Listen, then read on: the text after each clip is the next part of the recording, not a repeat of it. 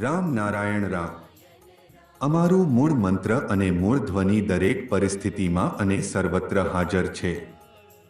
શિશુના રડવામાં પ્રણવની ધ્વનિ છે, જે મંત્ર સ્વરૂપ છે, અને દુઃખ અને પીડાના સ્વરમાં પણ પ્રણવની ધ્વનિ છે. મૃત્યુ, રોદન અને દરેક સ્થળ પર પણ પ્રણવ હાજર છે. કોઈ માણસ ભલે કેટલો પણ મહાન જ્ઞાની કે સાહિત્યકાર હોય, તે મૃત્યુ સમયે કે રોદન સમયે કાવ્ય કે સાહિત્યની રચના કરી શકતો નથી. આ વીણા નામના યંત્રમાં આપણે વારંવાર મૂળાધારથી સહસ્રાર સુધી તેની જ યાદ રાખીને આગળ વધીએ છીએ. સામાન્ય વીર્યપાતના થોડી મિનિટના આનંદમાં આપણે પાગલ થઈ જઈએ છીએ, તો આ તો મહાસાગરમાં માત્ર એક કણ જેટલું છે. અમે ધ્વનિની સાધના કરી રહ્યા છીએ, અને આ દ્વારા જ સમાજ અને માનવજાતિનો કલ્યાણ થઈ રહ્યો છે.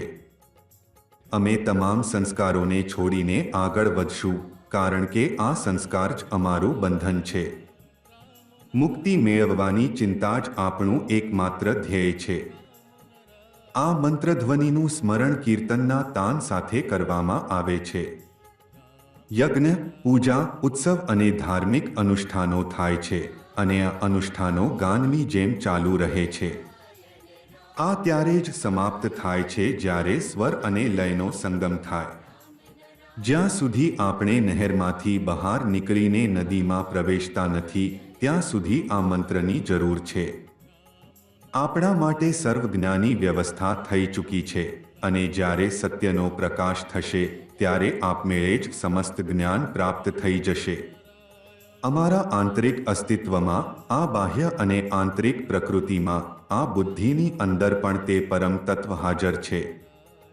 મનન દ્વારા આ તત્વને શોધવું અને બહાર લાવવું પડશે.